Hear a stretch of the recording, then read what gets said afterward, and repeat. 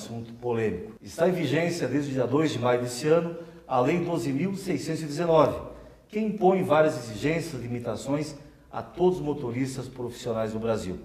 Conosco para falar sobre a lei, Dr. Luiz Festino, assessor da Confederação Nacional dos Trabalhadores em Transportes Terrestres, CNTT. Bom dia, Dr. Luiz, bem-vindo. Bom dia. Bom dia, seja bem-vindo. Bom dia, obrigado.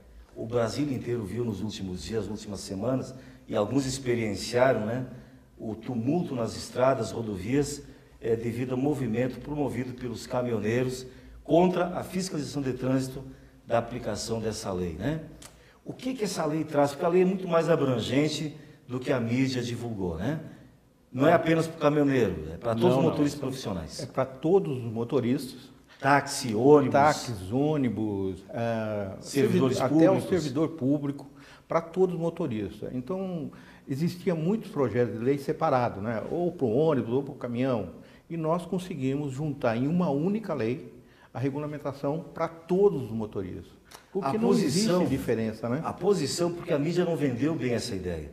A posição das confederações, tanto a patronal quanto a dos trabalhadores, é favorável à aplicação da lei, É favorável, inclusive, elaborar o substitutivo do Senado, colaboraram com os senadores e também na Câmara na aprovação da lei do substitutivo. O que aconteceu até foi um benefício, não um benefício à greve, mas acabou abrindo para a mídia, abrindo para a sociedade. Abriu a discussão, A lei foi aprovada em maio, e sem uma maior discussão, e de uma abrangência muito grande, que vai beneficiar todos. Então, não estou aqui defendendo a greve, mas ela trouxe...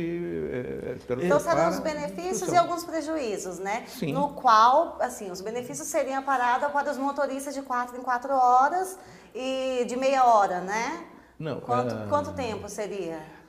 Ou depende do... Ela muda, a diferença que está acontecendo é que ela muda tanto a CLT quanto o Código de Trânsito.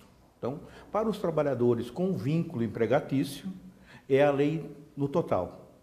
Para os trabalhadores autônomos, servidores públicos e demais trabalhadores de forma remunerada, a direção, é o Código de Trânsito. Coisa que não existia. Já existe nos Estados Unidos, na Europa, mas no Brasil era somente... Só para a gente entender, o ponto mais polêmico, pelo menos o que a mídia divulgou, e foi objeto da paralisação dos caminhoneiros, seria a questão da jornada, Então, o motorista poderia dirigir 4 horas seguidas, um descanso de meia hora, mais 4 horas, num total de 11 horas diárias.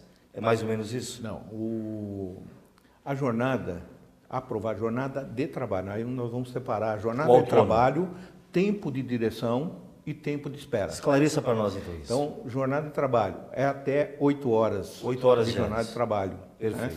Com o direito a mais 2 horas extras. A jornada normal, É a jornada normal. No máximo 10 horas diárias. O que está na CLT, não teve novidade nenhuma.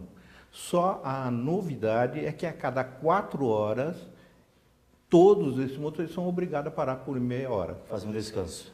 Para um descanso, para uma refeição, Importante que se diga, doutor Luiz, para a população, que isso não é apenas para a autoproteção do motorista, do caminhoneiro, motorista de ônibus e tudo mais. É para a proteção também dos demais motoristas, as famílias que estão transitando pela rodovia e que às vezes são colhidas por algum motorista sobrecarregado, insônia, que acaba ceifando outras vidas, 42 mil mortes no trânsito no Brasil em 2010. 42 mil. Dessas 42 mil mortes, 25% foi em rodovias. E desses 25%, 30% era com caminhões. Agora, a consequência de um acidente com um caminhão é muito mais fatal, muito mais dolosa para as pessoas, do que um acidente com 2 automóveis, não é. Então, o mesmo um ônibus, onde você tem 40, 50 passageiros. Então, o benefício é para toda a sociedade. Mas o questionamento, perdão, Pois Raul, não. porque o questionamento que está tendo dos motoristas é porque o GDF vetou a construção de paradas de ponto, né? Correto. Para poder descansar. E aí, como que eles vão fazer? Se eles têm que parar de 4 em 4 horas e não tem um ponto para eles, para o descanso, como que eles vão fazer? Não tem como, né? Nem sempre você Esse tem é um um posto de Pois gasolina, é. alguma coisa com Então, esse é um conforto dos pontos- e segurança, sobretudo. Esse é um dos pontos polêmicos, né? Que Esse é um dos questionado. pontos que a gente concorda com a paralisação, porque nós entendemos que houve um erro total do governo ao vetar. Ele cumpriu a legislação trabalhista, em que obriga a ter pontos de parada, ter locais para descanso, não somente em rodovia. O motorista aqui do transporte urbano de Brasília, ele também tem que ter direito a um sanitário, ele tem que ter direito a um local para ele tomar uma estrutura, refeição. né? Então, a lei, ela é as normas regulamentadoras que já existem desde 1943, não é novidade nenhuma, só que agora ela foi regulamentada para o transporte. E com isso, o governo devia fazer a parte dele. Ele foi obrigado a aprovar o que está já na lei, mas vetou a construção dos pontos de parada, né? Alegando questão a financeira. execuibilidade da lei ficou prejudicada, né? Exatamente. Então, alegando questões financeiras, né? Que não podia jogar o ônus em cima das rodovias privatizadas, porque aumentaria o custo de pedágio. E na questão das rodovias que não privatizadas ainda, não poderia colocar na lei da PPPs, né? A parcerias público-privada, né?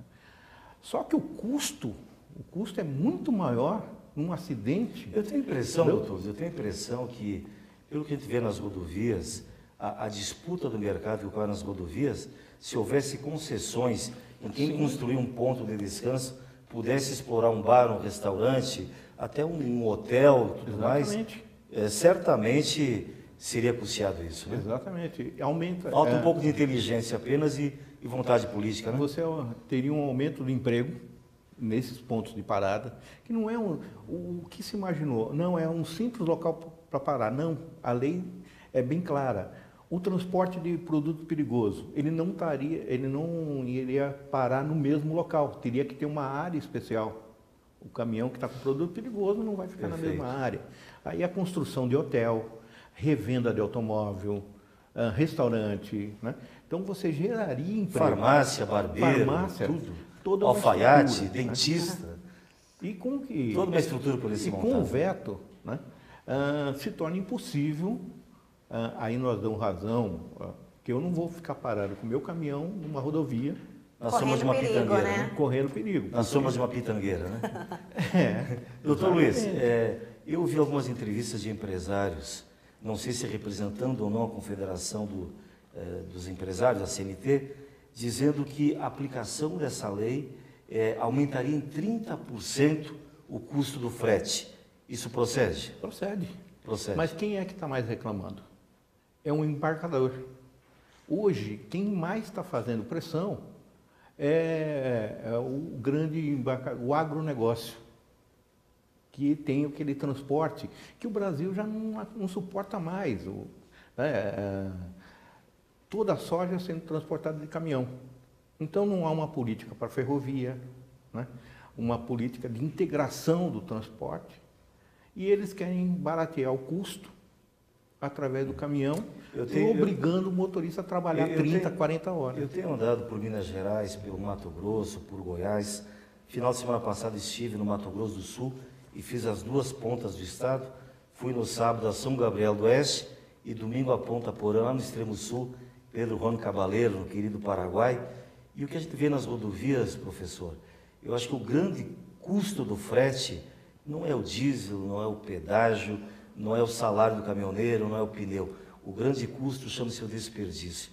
Porque o que a gente vê de grãos espalhados pela rodovia, a gente vê de algodão voando pela rodovia, quer dizer, a falta de uma condição, um acondicionamento desses produtos e a conjugação que o senhor falou, as hidrovias que não existem hoje e as ferrovias que foram sucateadas, né? Porque todo ano é a mesma notícia, né? Olha, o Porto de Paranaguá está parado. 3 dias de um caminhão parado na rodovia. 3 dias. Chegando até quase Curitiba. Mas todo ano, na época da safra, é a mesma coisa. O que está sendo feito para o ano que vem? Nada. Esse produto que está no caminhão, muitos se deterioram. Porque a preocupação dos motoristas são de estragar os produtos, por exemplo, alimentos, Exatamente. carnes em geral. Mas ele parado, né? esse Aí produto, como é que faz? né? Você tem o pulsão parado, você tem o caminhão parado e o produto perecendo. Né? Parado. E aí você pega tanto o embarcador quanto o consumidor, o grande consumidor, né? As grandes redes de supermercados, que querem fazer do caminhão o seu depósito. Eles fazem a compra, não tem local de estoque, e esse caminhão fica parado em grandes redes de supermercado, fica parado 3, 4 dias, fazendo o caminhão de depósito, e o motorista parado ali, sem ter condição de trabalho e nem condição de higiene, não tem condição de nada, né? Então, Para um país igual ao Brasil, cujo transporte interno depende ainda quase que 70% do transporte rodoviário, não adianta sermos o maior PIB agrícola do mundo, não adianta sermos o celeiro do mundo, se não tivermos uma logística adequada para transportar essa mercadoria, né? Veja, você falou da logística. Esse é um ponto importantíssimo. Quando hoje, o que nós estamos vendo nas prefeituras? São Paulo, problema do trânsito, o que ele faz? Restringe a circulação do caminhão. Caminhoneiro, exatamente. Agora, se esse caminhão não tem local para parar, ele vai parar das 5 horas da manhã às 5 horas da tarde. Começa a rodar às 10 horas da manhã. Nesse período, ele para onde? Qual o trabalho de logística feito da Prefeitura de São Paulo com os municípios do entorno? Ou com o governo federal ou com o governo estadual? Né? E aí quem acaba sendo punido é o trabalhador. Eu tenho que cumprir uma jornada. Aí meu tempo de direção eu tenho que parar. E não posso parar. Né? Aí a Prefeitura me obriga a parar.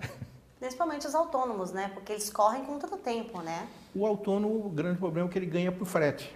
Aí eles querem trabalhar 30 horas seguidas, Mas né? nós tínhamos esse problema também com os trabalhadores com um vínculo empregatício, né? As transportadoras também querendo e forçando que ele faça a entrega da carga.